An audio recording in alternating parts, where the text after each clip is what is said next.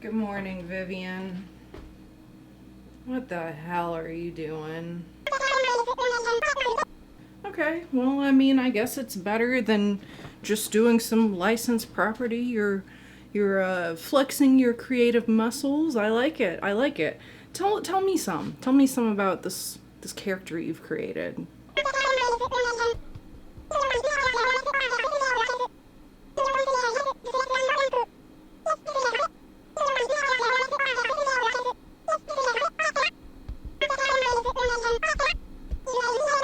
Not bad. Not bad. I like it. I like it.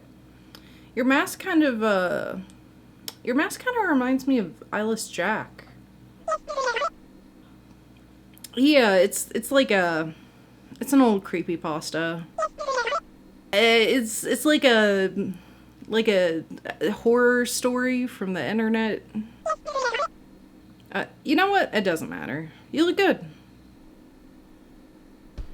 It's a Friday once again. Hello and welcome back, my fellow freaks. I hope you have all had a great week. We are continuing through our October month where all of these videos are just me recommending to you some of my all-time favorite horror movies for spooky season, for the month of October, Halloween season. These are all some of my personal favorites, which maybe not as many people know about, that I kind of just want to put out there and give my personal recommendation of these films. That is what we were doing. And although they are often predictable and oversaturated, I do admit slashers have always been one of my all-time favorite little subgenres of the horror category. In fact, slashers are what drew me into loving the horror genre so much. And so because of that, I feel like it would be wrong if I didn't pick out a slasher film for the month of October. Now listen, I was initially going to review one of my all-time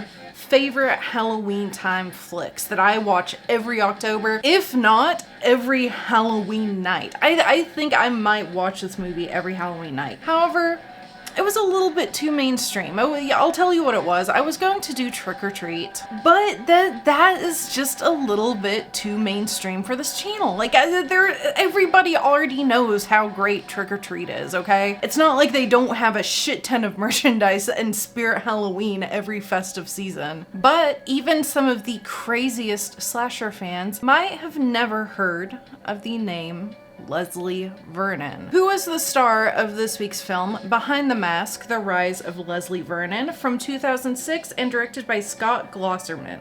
As I said, slashers are how I got into the horror genre, and so throughout middle school, most of high school, I pretty much exclusively watched slasher films. And I just watched whatever slasher films I was allowed to buy at FYE because that was my only option for watching horror movies. And while slasher films just consumed my entire life, especially in middle school, entering high school, consumed my entire life. And during this time period, it would have been only about 2 years after this film came out. So imagine my surprise that I hadn't heard of this film until 2019 when it was recommended to me by one of my really close internet friends. Me and her were in some slasher spaces online together, and she is the one who introduced me to this, and I thank her. Every time that I even remember that this movie exists, I thank her, because it is such an incredible inclusion to the slasher subgenre that it just seems like nobody's heard about. I never hear anybody talk about Leslie Vernon, which, by the way, you will hear me I'll exchange calling the film Behind the Mask or Leslie Vernon. Tomato, tomato. But anyway, I want to share this as my slasher choice for the month of October because nobody talks about it. I never hear anybody talk about it. I rarely ever see anything about it because trust me, listen, if more people knew about Leslie Vernon, there would be way more Leslie Vernon thirst trap TikToks on my TikTok feed. And I also feel like it deserves so much more recognition because of its unique take on telling its slasher narrative, which of course we will be getting into. But first, if you are new here, hi, my name is STARGUTZZZ. Any kind of running, commotion, crashing that you might hear happening in the background, those are my cats. And my movie reviews tend to be more of a discussion discussion of elements that I find to be good or bad about a film, rather than just giving you this play-by-play of every single thing that happens. So in other words, I try to refrain from spoilers as much as possible, but they will arise as they pertain to the discussion I'd like to have with the piece. Now, I feel very strongly about this, that I have made sure this is a 100% spoiler-free review. The reason I say that is because the film does have a twist ending, which is really incredible and I love it a lot. However, because I feel like this is still such like a hidden gem, like such an obscure piece of the slasher genre, I want to leave out any spoilers whatsoever. I know sometimes I'll have like a little bit of a spoiler section where I do indulge in a deeper discussion, but I feel like I'm really introducing this to a lot of people, and for that, I'm gonna save that discussion for another time. There's way more that I would like to talk about with this film that I don't want to do here because I want to get your feet wet, okay? Introduce you to it a little bit. We can all gather our own thoughts and come back at another time. This is one 100% spoiler free because I don't, you have to watch it blind. You have to watch it blind. But if you would like to watch Behind the Mask, The Rise of Leslie Vernon, before the rest of this review, you can do so on Prime or on AMC Plus. Both of those subscriptions will get you access to the film. This is one that I'm actually incredibly shocked is not on Tubi. This seems like a film that would be on Tubi, and for some reason, the only places you can watch it is behind a subscription service. So I know renting it is about $4. That seems to be commonplace wherever with renting it. Or if you're a pirate, then literally none of this matters to you. I would very much like to see Behind the Mask on Tubi one day though, because why is it not? Why is it not? This is such a Tubi movie. It's not a bad movie, but it's definitely the kind of film that you should be allowed to watch for free with ads. You know what I mean? Like, it's not an A24 picture. Why is it held behind subscription services? But I digress. I guess if anything, I will leave the link to the Amazon Prime storefront for this film in the description. I am not sponsored by Prime. We are trying to get sponsored by Tubi. Tubi, if you're listening, please put Behind the Mask, The Rise of Leslie Vernon on your platform. Thank you. Signed, STARGUTZZZ. And with all that out of the way, let's jump right on in to this week's review. In a universe where popular slashers such as Michael Myers, Jason Voorhees, and Freddy Krueger are known for being real serial killers, Behind the Mask, The Rise of Leslie Vernon is a mockumentary-style film following a new aspiring slasher named Leslie Vernon. Unlike other slasher films, Behind the Mask is told from the perspective of the killer by interviewing him and documenting his full process and preparation for his first night as a slasher. Combined with short snippets of the audience watching Leslie's actions from a horror movie perspective, Behind the Mask serves as a unique retelling of the classic and sometimes predictable slasher narrative, even breaking down and commentating on certain tropes in a similar vein to Scream. So basically imagine Scream if we followed Billy and Stu the whole time and they had a camera person interviewing them. That's essentially what Behind the Mask is. And I hope that's enough on its own to sell you. I think it is such a cool, clever twist on the genre to tell it from the slasher's perspective rather than the traditional, oh, we're a bunch of teenagers or young adults drinking and having sex going into a cabin or whatever, right? No, the whole film is a mockumentary documenting a slasher and all of his preparation for his first attack, basically. Also, because it sort of commentates on the slasher genre and its tropes, it is more lighthearted and comedic rather than scary. And also, of course, very campy. It is a very campy cliche, poking fun at the genre, but with from a loving place. Does that make sense? And Leslie himself, well, he's basically a golden retriever. Every time I watch this, he just reminds me of Jim Carrey, but with a soul patch. Paradise Lost. Found it. He's a really charismatic, fun slasher that we get to follow. Also, I'm just noticing this while editing, but some of the comedy in it could be comparable to The Office as well. Like, I think Leslie Vernon could also be very comparable to like a Michael Scott. Now, right now, I do want to address one of the main complaints that I see people have, or that I have seen people had in the review section of IMDb. And there are some people who do complain about the switch between the mockumentary and the like horror movie footage, but honestly, I love it. And also, it doesn't even happen that often. I think it only happens 2, maybe 3 times. It literally happens just enough to get across the point that from another perspective, Leslie's actions are a horror movie. Does that make sense? So like, I feel like it's something that just adds another layer to the commentary that this film is making on the genre. But there are a lot of people who don't like it and who think that it's poorly done. And in my opinion, those people are wrong. Because I think it is really cool to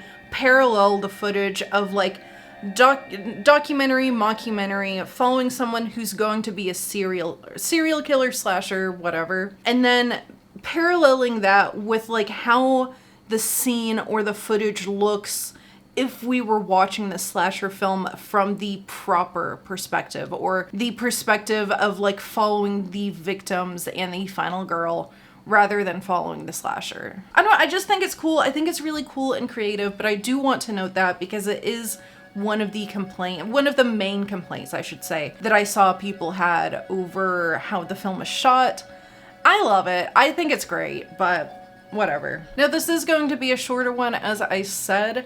There are quite a few things that I am going to discuss about this, but like the main thing that I'd like to rave about with this film, I want to save it for another time, because as I said, I want to just introduce you, let you kind of experience this on your own, and don't even give you the chance of being a cheater, dirty pumpkin eater by watching the spoiler part that I beg you to skip. I'm not gonna give spoilers. Fuck you. So I think ultimately, Behind the Mask, or Leslie Vernon, it is a slasher flick that is made for the slasher superfans. Not only are there just several nods to the classic slashers, like just like little behind the scenes references, either with a line or something in the background. There are a lot of nods to the classic slashers in this. But Behind the Mask also shares a lot of commentary and philosophy surrounding the slasher genre as a whole. I think Behind the Mask like immediately stands out in this genre because it's being told from the slasher's perspective rather than our victims and the final girl. Through these interviews with Leslie, and also just getting to follow him and document everything that he's doing in preparation for his first attack, the audience gets this really cool insight to his method, his preparation, the reasons why he's doing this. It's much more, I suppose, of a, perhaps we could call it a thought piece, if you will, for lack of a better term right now. Behind the Mask is like a thought piece around what if we saw things from the killer's perspective. And so because of that, and because of like this mockumentary style, and obviously we know who the killer is the whole time, and we know every single thing that they're going to do, it's not a scary movie, okay? It's not, which a lot of people don't think slashers are scary anyway. Behind the Mask is not going to be a scary movie. It's not here to scare you. It's here to deliver like a twist on a very common, predictable narrative. And like I said, it is a slasher flick that is really truly made for slasher fans. You're not going to like or appreciate a lot of what this film is doing unless you're really in the slasher genre. If you're a person who does not like slasher media, who thinks it's dumb and, like I said, predictable, just know this won't be for you, because this is definitely made for the slasher superfans. All the nods, all of the references, what it is specifically doing, this is like a passionate little love letter to slasher fans. Maybe even by a slasher fan for slasher fans. That's the feeling that I get from this. Like, I love this. This takes place in, I think, the universe where all of the slashers are just real. So like a parallel universe where Michael Myers isn't isn't a character, he's a real serial killer. I think that is just, that's so cool. It's so cool, and also seeing like all of them sharing a universe kind of also brings back like Freddy versus Jason vibes in a way. I mean, we don't see any of them versus each other, but the fact that, you know, all of these slashers are existing within the same universe, it's like, it's giving MCU. And I love that we are following a new aspiring slasher. We're not like following somebody that we've already seen before. We are following somebody new, up and coming, who is wanting to become a legend like Michael or Jason or Freddy.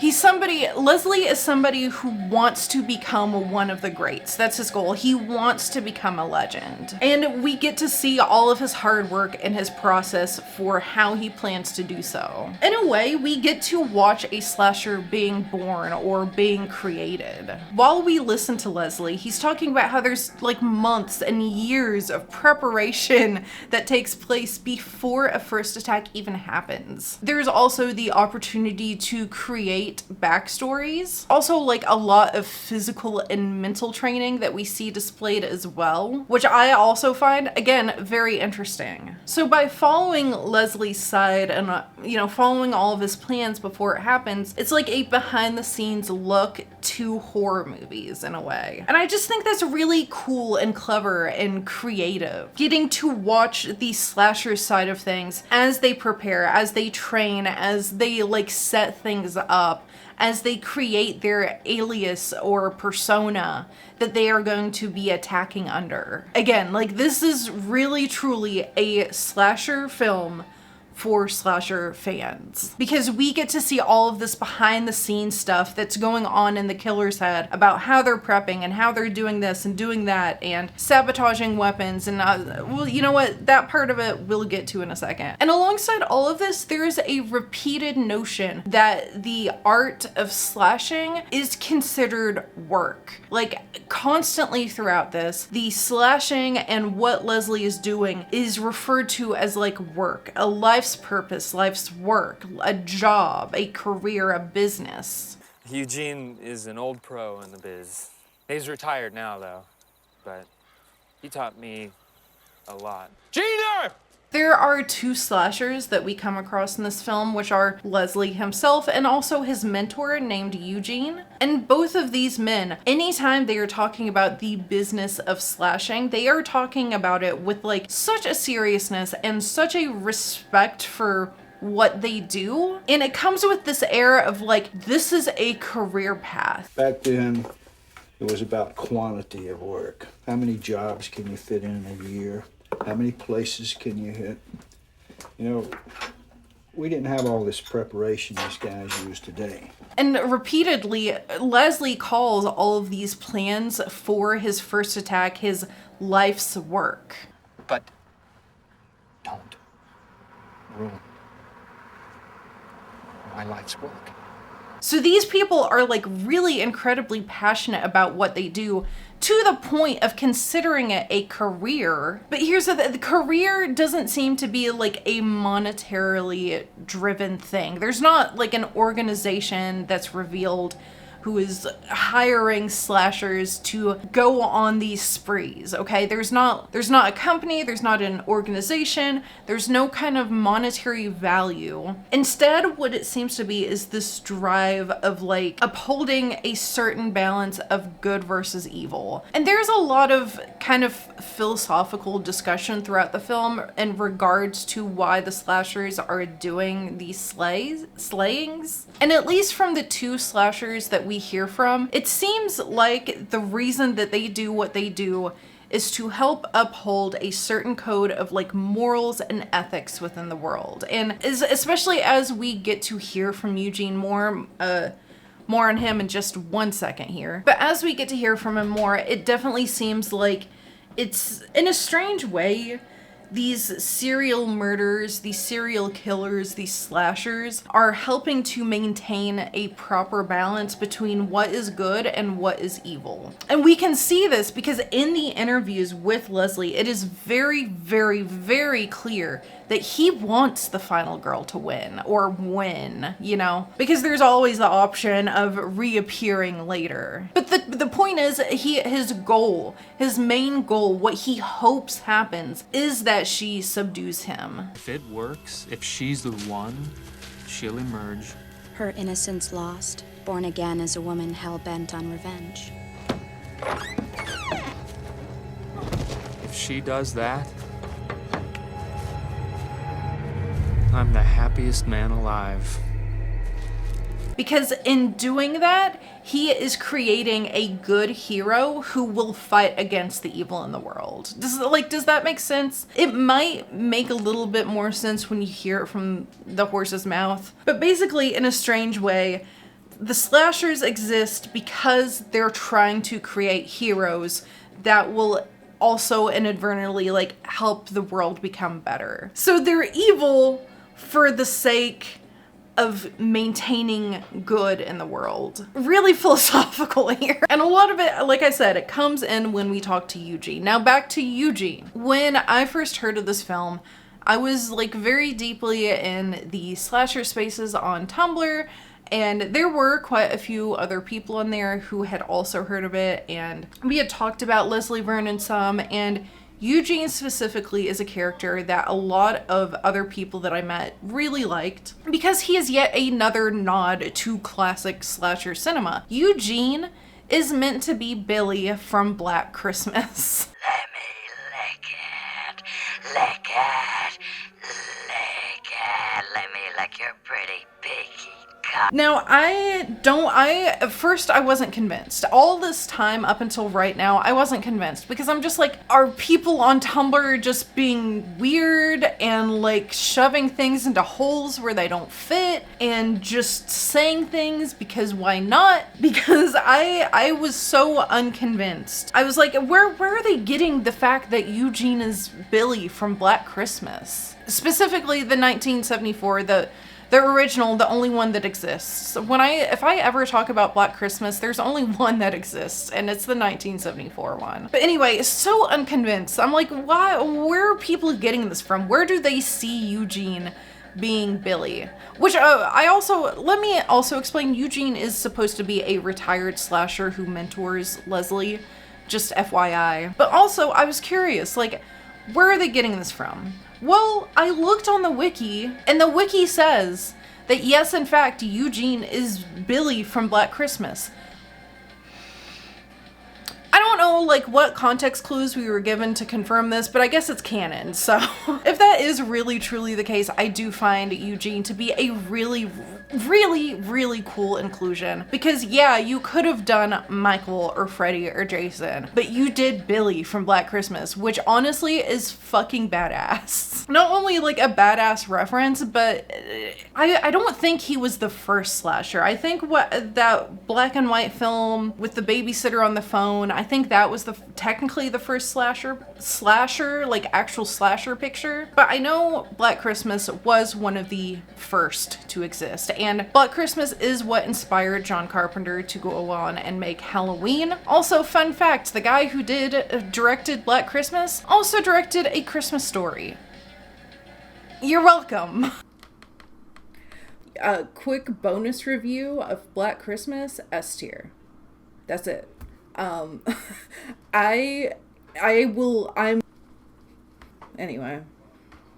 Anyway, aside from that detour, through these interviews that we get with Eugene, not only do we see more of the philosophical discussion of slashers, but we also gain some insight to the history and the evolution of slashers as well, from the perspective of somebody who is retired from the business. And I especially found this so interesting, just the way Eugene talks about how people like Michael and Freddy changed the game for other slashers. I'm not talking about the guys that really worked hard, like Jay, Fred, Mike.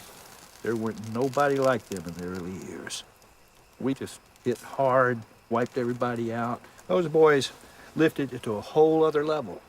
They made an art form of it, turned themselves into legends by returning like a curse over and over again. Something about it, even though I know it's a mockumentary, it feels realistic the way the actor for Eugene is discussing it. He's a really good actor because it's really convincing the way he recounts and retells like the evolution of how slashers were in the past and how they've evolved into like returning like a curse every few decades or so. And again, like I said, it is all discussed with this very high seriousness and a very like high respect for this business that they do, for this career that they have chosen to do, which is be the evil to bring out good in other people and help maintain that evil good balance in the world. For good to be pitted against evil, you have to have evil, don't you?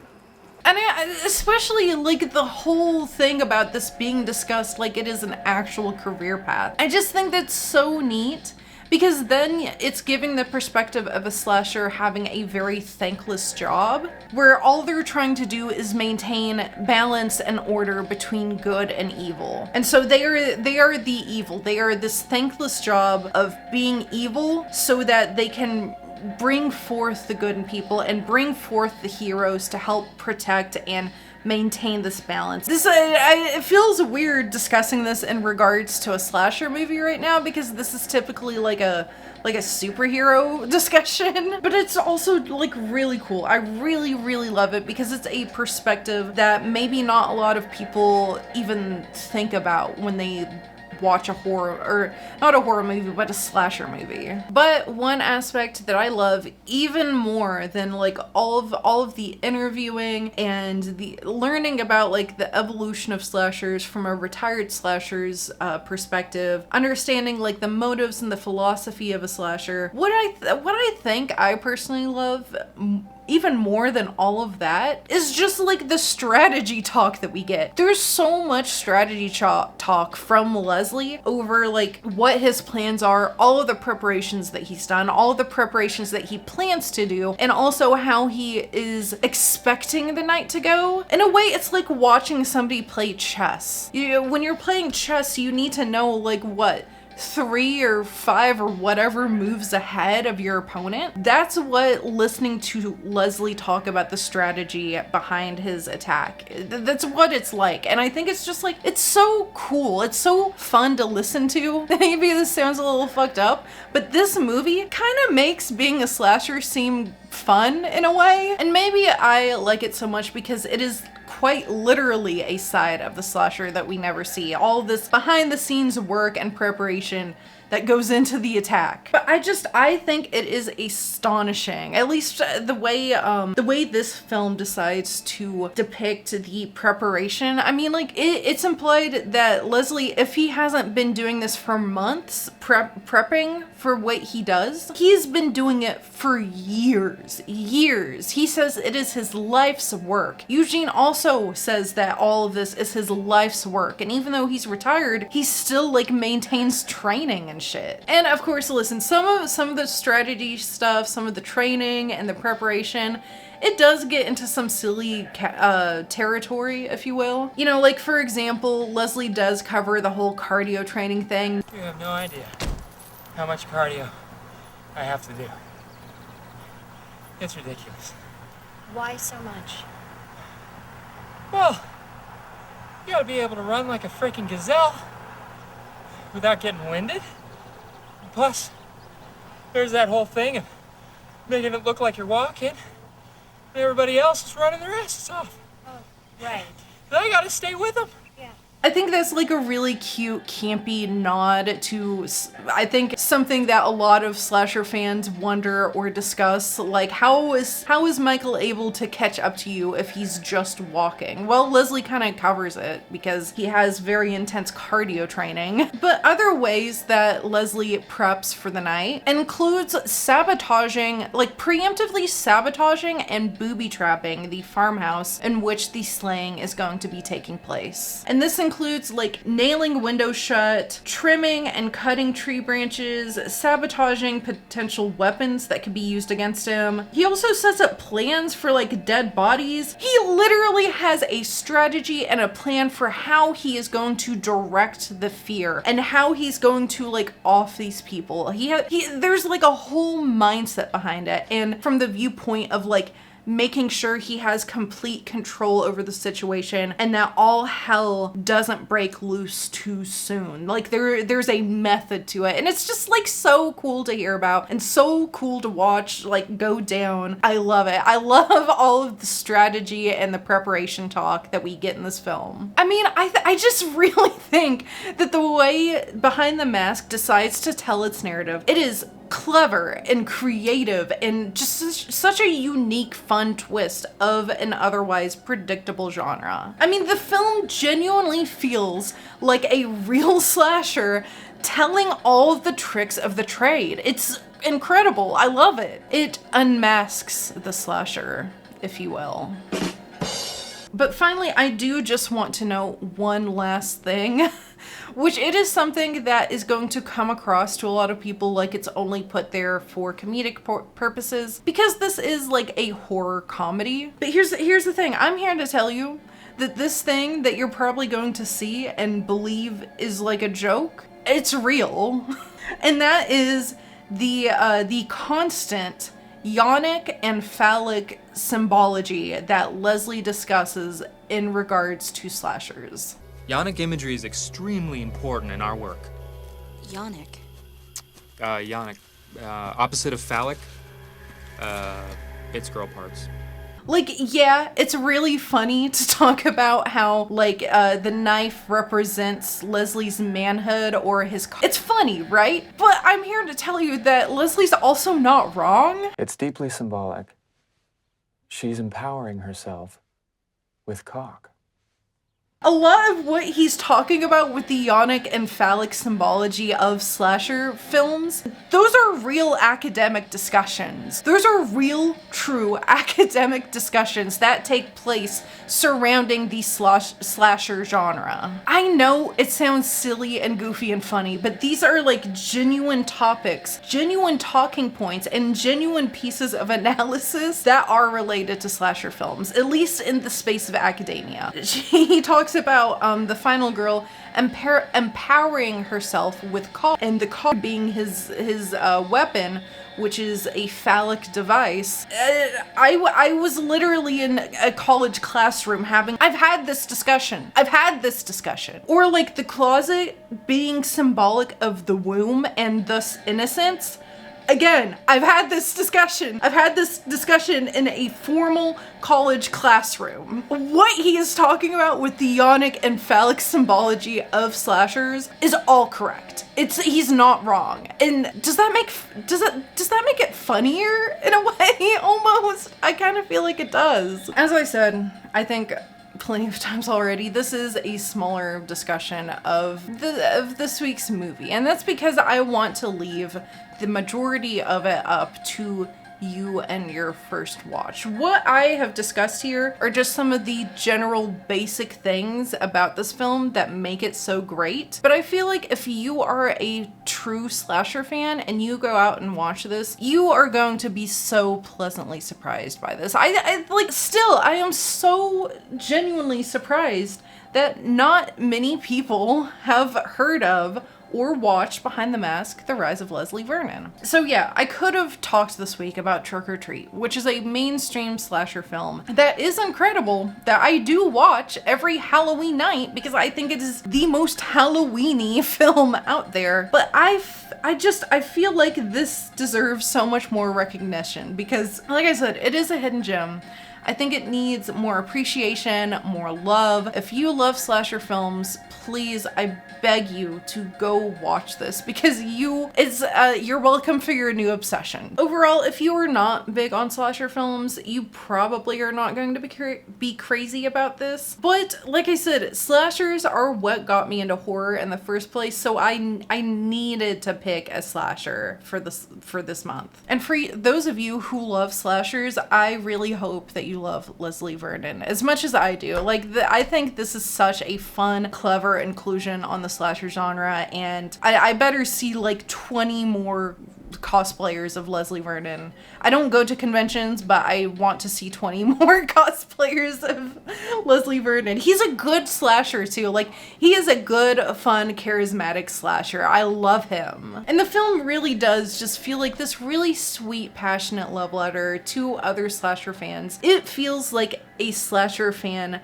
made this film for other slasher fans. And it just, I love it. I love it so much. I think it's incredible. While it is a slasher flick, it does have its own unique twists and turns that it takes. I love the directions that Behind the Mask take. And it also immediately stands out because it's told in a mockumentary, documentary style where we get to follow the slasher rather than the victims. And so we get like the really cool behind the scenes look of what is technically actually happening on the slasher side of things when we're watching a slasher flick. Yeah, I don't know. I just think it's cool. It's cool. It's fun. So what tier will I be giving Behind the Mask, The Rise of Leslie Vernon? Well, I think it's really easy, actually. I'm gonna give this an A tier. It's an incredible, like, unique spin on the slasher genre. I love everything that it's doing. Could I see myself putting it at S tier eventually? Yes, maybe. But I am in love with this film. Like, I love everything that it's doing. I love its different direction that it takes. It feels so clever and so unique, and I am in love with this movie. I am really in love with this movie. I don't think I watched this film as much as I should. I'm going to go watch it about 4 more times after recording this. But I'll probably watch it 4 more times between me recording this and the video being out. So please go watch it. Please go watch it. Give it love, give it appreciation, because if Behind the Mask ever got a sequel, my ass is the first one sat. In a way, I love that this is like a cute little one-off. Love it, appreciate it, but I would lose my fucking mind if it ever got a sequel. I would lose my fucking mind. I would be sat, I would be there. If it only shows at some obscure, weird film festival, I don't care, I'm there. I need more Leslie Vernon. And with that, we are done with yet another movie review. Thank you guys so much if you ended up staying all the way until the very end. If you like this video, please make sure that you stab that like button. It is a free and easy way to help support this channel. Also, while this October we are kind of covering some of my personal favorites that I am personally recommending to you guys. Still, if there is some horror movie that you would like to see my opinion on, please put it down in the comments and maybe you will see it show up in a future video. Also, if you just like this video so much that you want to hear me ramble about more horror movies, slasher flicks, I also cover like B movies, bad movies, obscure hidden gems. Every now and then there's a disturbing flick or perhaps even something a little more mainstream. Basically, I cover horror. If you would like to see me ramble about more horror movies, please consider hitting that subscribe button and the bell icon so you can be notified every time I make a new upload, which new reviews are every Friday at 4 p.m. Eastern Standard Time. On the screen are some of my socials if you so wish to follow me somewhere on there. And just one final thank you so much if you made it all the way until the very end. Our time here is precious, and the fact that you have used your time to sit down and watch me ramble about this really cool, unique, and clever slasher flick, just thank you. I appreciate you, I appreciate your time and your presence here. Thank you so much for being here. And Vivian thanks you as well. I just wanted to give a close-up of the mask because I'm proud of it. If I do not see you in any posts, then I will see you in next week's video. But until then, please have a great night and stay safe out there. I'm so terrible with these guys. I go away for days, forget to feed them. Little bastards just won't die. Turtles are good that way. Very feng shui. Yeah. Plants and turtles. Plants and turtles. I only keep pets I can eat.